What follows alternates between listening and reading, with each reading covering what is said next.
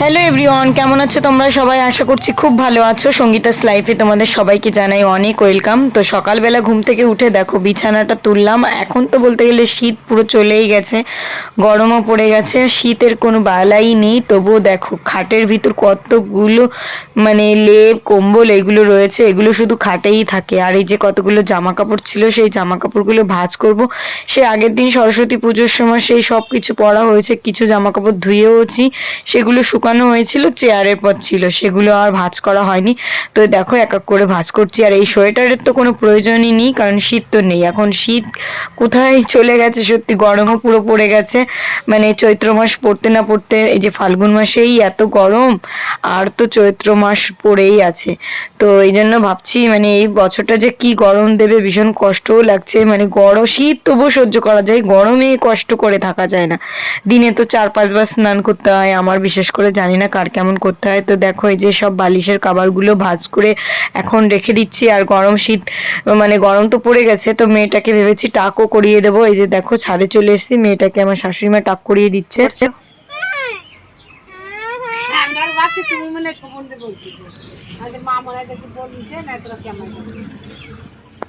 বাহ,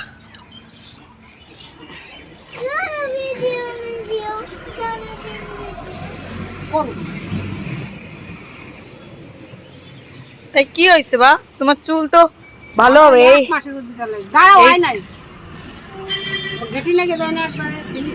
আর আমার মেয়েটাকে টাক করে দেওয়া হচ্ছে, কারণ ওর চুলগুলো না অনেক বড়, আর অনেক দিন টাক করাও হয় না, সেই ছোটবেলায় করা হয়েছে। চুল এমনি ট্রিমার দিয়ে কাটা হয়, তাই জন্য এই যে টাক করা হচ্ছে। আর ও তো লজ্জায় মরেই যাচ্ছে, এত লজ্জা পায়। এদিকে পুচকিকেও ডাকলাম টাক করতে আসতে, আর পুচকিও আসবে, ওরও মাথায় অনেক চুল হয়েছে, তাই এইভাবে ডাকলাম যে পুচকি চলে আয় টাক করার জন্য। আর আমার শাশুড়ি মাই টাক করিয়ে দিচ্ছে, আমার আর করানো লাগবে না। তো এই যে ঘর দুয়ার একটু গোছাবো, চলো ঘরে নিচে যাই। ঘরে যাই, ঘরে গিয়ে ঘরটা গোছাই, আর যত জামা কাপড় বেরোবে তত জামা কাপড় ভিজিয়ে রাখবো। আমার আবার দুপুরবেলা রান্না আছে, কত ঝামেলা। ঘরটাকে আর কি কত জুয়েলারি আছে, সেই জুয়েলারিগুলো সব ঠিক করতে হবে। কত দিন ধরে আর কি পড়েই যাচ্ছে সেই দাদার বিয়ে থেকে। এতদিন তো দাদার ব্লগ দিয়েই তোমাদের সঙ্গে শেয়ার করলাম। হ্যাঁ খুলছি, দাঁড়াও এই নাও। ওই যে পুচকি যাচ্ছে টাক করতে, ছোট্টু ছোট্টুও যাচ্ছে। তো এখানে অনেকগুলো ইনার টিনার ছিল, এগুলো সব কিছু সুটকেসে রেখে দিচ্ছি, এইটা উপরে তুলবো। আর এই যে খাটের ভিতর কতগুলো জামা কাপড় রয়েছে, খাটটাট সব কিছু একদম পরিষ্কার করে রাখলাম। আর বিছানা টিছানা গুছালাম, ঘর দৌড় কুড়ালাম। এখন একটা কাজ আছে, যে জুয়েলারিগুলো আছে সেগুলো এই ব্যাগের ভিতর আছে, এগুলো আর কি ঠিক জায়গায় রাখতে হবে। তো এই কাজ। আর আরেকটা কথা বলবো, একজন আমাকে খুব বাজে একটা কমেন্ট করেছে। আমি এপি ব্লগসের পিয়াকে নিয়ে ভিডিও করেছি, যে পিয়ার খুব খারাপ অবস্থা, লোকে এত বাজে বাজে কমেন্ট করছে, পয়সা করি ছেলের চিকিৎসার জন্য লাগবে। তো আমি আর কত নিচে নামবো, নিচে নামতে নামতে তো নিজেকে একদম বাজে পর্যায়ে নিয়ে যাচ্ছি। নিজের ভিডিওতে ভিউজ দেয় না, তাই জন্য ওকে দেখিয়ে আমি ভিউজ গেইন করছি। কিন্তু না, সত্যি বলতে কি, আমি ওকে ছোটবেলা থেকেই ওর চ্যানেল গ্রো হওয়ার থেকেই শুরু করে দেখি, তো মেয়েটাকে আমি চিনি, তাই জন্য ওর সম্বন্ধে আমি কিছু ভালো মন্দ কথা আমার মনে হয়েছে, তাই জন্য আমি বলেছি। তার জন্য যে এত কথা শুনতে হবে, সত্যি খুব খারাপ লেগেছে। তো যাই হোক, দেখো ওই যে একটুখানি মাংস এনেছিলাম, দুপুরবেলা রান্না করব, সকালবেলা ওই সিদ্ধ ভাত রান্না করেছিলাম, সেটা খেয়েছি। খিচুড়ি খেয়েছি, সরি, আগের দিনের খিচুড়ি। তো এখন এই যে রান্না করতে বসবো, সবজি টবজি কেটে নিয়ে, অনেকটা বেলা হয়ে গেছে, ওদিকে কাচাকুচি করলাম, তারপরে এই যে রান্না করতে এসছি। আর রোদ তো রোদের খুব তাপ আছে, তারপরেও একটু আগে আগেই করতে হয়, রোদ থাকতে থাকতে জামা কাপড়গুলো ধুলে ভালো হয়। আর এদিকে দেখো বাজার করে নিয়ে এসেছিলাম, বেগুন এনেছি, ভাবলাম বেগুন একটু ভাজি করব আর মাংস করব, এই দুটো করলেই আমার হয়ে যাবে, আর বেশি কিছু করার দরকার নেই। তো নিজেকে প্রতিষ্ঠিত করার জন্য সত্যি আমি কিভাবে নিচে নামছি আমি নিজেও জানি না। নিচে নামার জন্য কিন্তু অনেক পথ আছে, দিক আছে, সেইগুলো কিন্তু অবলম্বন করলে হয়। মানুষকে ছোট করা আমার কোনো উদ্দেশ্য না, আর আমি কখনো কাউকে ছোট করতেও চাই না। আমি ওর পাশে দাঁড়িয়েছি, আমি চাই তোমরাও যারা যারা আমার ভিডিও দেখছো ওকে একটু সাহায্য করো, যাতে ওর ছেলের চিকিৎসাটা খুব ভালোভাবে হয়, ও যেন সুস্থ হয়ে বাড়ি ফিরতে পারে, সেটাই কামনা করি। তো এইভাবে ভিডিও করা নিয়েও যে এতটা কথা শুনতে হবে, আমার সত্যি খারাপ লেগেছে। আমি আমি ভাবতেও পারিনি যে এরকম একটা কথা বলবে, মানুষকে নিয়ে কিছু বলাও যে এতটা পাপ, মানে ভাবতেও পারিনি। তো খুব দুঃখ পেয়েছি তোমার কমেন্টে। তো এভাবে এরকম বলো না। তো দেখো চলো আমি রান্নাবান্নায় যাই। আজকে তো মাংস রান্না করব, তো এই যে শিলপাটায় মশলাই করছি। আর ভিডিও করার জন্য কিন্তু আমি যথেষ্ট চেষ্টা করি কিভাবে ভিডিওটাকে ফুটিয়ে তুলবো। কারো ব্লগ কারো কিছু মানে সেইভাবে আমার চ্যানেলে দিয়ে কিন্তু আমি ভিউজ গেইন করি না। তোমরা চাইলে দেখতে পারো আমার চ্যানেলে কোনো ভিডিও কি খারাপ আছে কি না। তো এই দেখো মশলাগুলো আমি বেটে নিয়েছি, আর এখানে পেঁয়াজ কুচি করে নিয়েছি। আর ভাজবো বেগুনগুলোকে নুন হলুদ দিয়ে ভালো করে মেখে নিয়েছি। আর এই যে আমার নতুন উনুনটাই রান্না করব। আর এইদিকে কড়াইটা দেখছো, এই কড়াইটা হচ্ছে লোহার কড়াই, যেটায় কচু আর হচ্ছে কলার ডেগো মানে সিদ্ধ করছি, যাতে এইটার কোয়াশটা বেরিয়ে যায় আর কালো ভাবটা না আসে। তো অনেকদিন ধরে আমার সিদ্ধ করতে হবে, তারপরে ভালো করে এই কড়াইটাকে ঘষে ঠিক করতে হবে, এই জন্যই একে প্রস্তুতি নিচ্ছি। আর লোহার কড়াই কিন্তু একটা কড়াই কিনলে অনেক দিন যায়, তাই জন্য একটু ভালো দেখে কিনতে হয়। তোমরা দোকানে যদি কেউ লোহার কড়াই কেনো একটু দেখে শুনে কিনতে হবে, জল দিয়ে একটু দেখে নিয়ে কিনবে। আর চলো রান্নাটা তাহলে শুরু করি। একদম কাঠের জালে রান্না করব, বেশি টাইম লাগবে না উনুনে করতে গেলে। তো দেখো এখানে আছে একটুখানি, দেখেই জিভে জল প্রথমেই চলে আসছে। এটা আছে কুল মাখা। তো এই যে ফার্স্ট টাইম এবছরে কুল মাখা খাচ্ছি, ধনে পাতা লঙ্কা দিয়ে মেখেছে, এত টেস্ট। পপিকে বললাম একটু দিয়ে যা, তো রান্না করছি বলে দিয়ে গেল।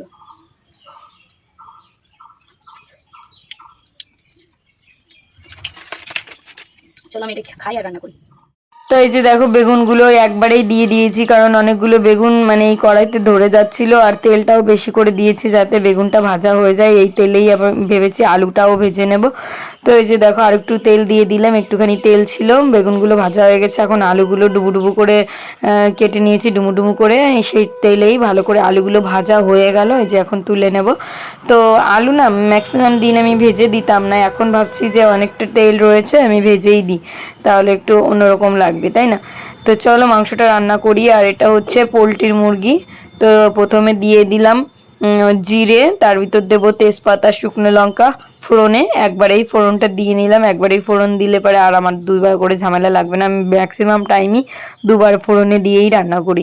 তো মাঝে মধ্যে একটু শর্টকাটে রান্না করতে ভালো লাগে, কারণ সবসময়ের জন্য তো মানে সবসময়ের জন্য আর কি ভালো লাগে না, তাই না? এই যে দেখো পেঁয়াজটাকে সুন্দর করে এখন ভেজে যে মশলাটা বেটেছিলাম এই যে খুন্তির ভিতর দিয়েই দিয়ে দিচ্ছি। তো এই যে এখন মশলাকে সুন্দর করে কষানো হয়ে গেছে, এখন ওর ভিতর দিয়ে দিলাম মাংস। বেশি একটা মাংস আনিনি, অল্প করেই এনেছি যাতে দুই বেলা হয়ে যায়। তো এই যে পরের দিন আবার আমরা মাছ মাংস কিছুই খাবো না, তাই জন্য তো ভিডিওগুলো আমি একটু লেট লেট করে দিচ্ছি, কিছু করার নেই। মাংসটা মোটামুটি কষানো হয়ে গেছে। এখন আমি ঘরে ওই দেখো গ্যাসের জল বসিয়েছি, ওই যে তো জলটা আনবো, এতে দেবো। এক ফোড়নেই রান্না করছি, আর ফোনে না চার্জ নেই। চলো তাহলে রান্না বান্নাটা সেরে নিয়ে একবারে আসছি। মাংস তো সবাই জানো, ভাবছিলাম মাংসের রেসিপিটা শেয়ার করবো, তো একটু একটু করে শেয়ার করি তোমাদের সঙ্গে। তো এই যে দেখো বন্ধুরা মাংসটা পুরো মানে কষানো হয়ে গেছে, তেল একদম গা থেকে ছেড়ে দিয়েছে। এখন আমি এটার ভিতর জল ঢেলে দেব, মানে গরম জল ঘর থেকে এনেছি, ভাতটা বসিয়েছি। এখন মাংসটা ফুটে আসলে পারেই আমার রান্নাটা হয়ে গেল, গরম মশলা বেটে দেবো, হয়ে যাবে। তো চলো, আর বাবাকে বলেছি একটুখানি গরম মশলা আনতে, ওই যে আনছে দেখো। এত দেরি করলি হবে নাও। এখান থেকে এইটুকু তাও আবার সাইকেলে করে আসতে হয়। তো মেয়েটা টাক করেছে বলে ওর একটু লজ্জা করছে। আর এই দেখো মাংসের ফাইনাল লুক কত সুন্দর হয়েছে কালারটা। আর ফোনে না চার্জও নেই, তাই জন্য ভালো করে দেখাতেও পারলাম। রান্নাবান্না আমার কমপ্লিট হয়ে গেছে, এখন আমি খাবো। মানে ওর বাবা বলছে খুব খিদে পেয়েছে, তাড়াতাড়ি চলো। আমি ভাবছিলাম একটু ওয়েট করি, কিন্তু না, ভীষণই খিদে পেয়েছে। তো চলো সব কিছু নিয়ে আসি এক এক করে ধরে, তারপর বসে পড়ি খেতে। আর ভেবেছি একটু পেঁয়াজ আর একটু লেবুও কাটবো।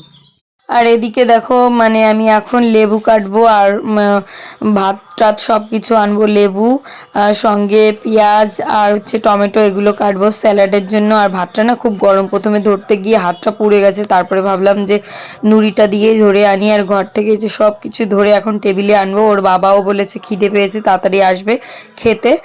আর এই যে দেখো সব কিছু ধরে নিয়ে আসলাম, কি কি রান্না করেছি তোমাদের চলো ফাইনাল একবার দেখিয়ে দিই।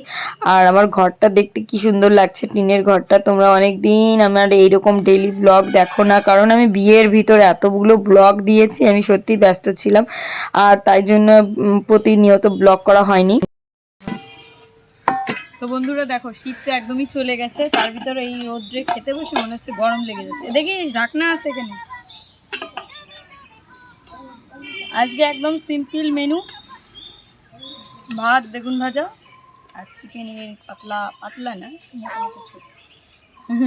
আর আমার সিঞ্জিনি দেখো কত রোগা হয়ে গেছে, মানে টাক করাতে ওর মানে মাথায় চুল নেই, মনে হচ্ছে কেমন লাগছে। তার ভিতর চুলটা ফেলে দেওয়াতে আমার কিন্তু বেশ ভালোই লাগছে। ও একদম লজ্জায় ঘর থেকে বেরোতে পারছে না, এমন একটা ব্যাপার। মাথায় সবসময়ের জন্য টুপি পরে থাকছে। তো আজকেই তো কেবল সবে টাক করেছি, ও এইবার থেকে ওই শুরু করবে। তো চলো খাওয়া শুরু করি। আর মাংস সত্যি সকালবেলা থেকে সেইভাবে তেমন কিছুও খাওয়া হয়নি, মানে আগের দিনে খিচুড়ি খাওয়া হয়েছিল বলে অল্প একটু খিদেটাও প্রচুর পেয়ে গেছে।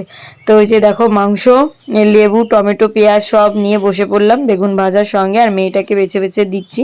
তো এই যে এক গামলা হয়েছে, রাত্রেবেলা ও হয়ে যাবে, পরের দিন সকালবেলাও থাকবে। তো পরের দিন সকালবেলা তো খেতে পারবো না, চলো খাওয়া যাক। আর তার ভিতর এই যে হাওয়া দেওয়া শুরু হয়ে গেছে। আকাশের অবস্থা দেখো, মনে হচ্ছে না ভোরবেলা, কিন্তু না, এখন কিন্তু 2:30 বাজে। কেউ বলবে এখনই বৃষ্টি নামবে মনে হয়। একদম মেঘ কালো হয়ে এসছে সারা জায়গায়, আর হাওয়াও নেই বাতাসও নেই, আবার শীতও নেই গরমও নেই, কি যে একটা পরিস্থিতি। এই বৃষ্টি বৃষ্টি পড়ছে।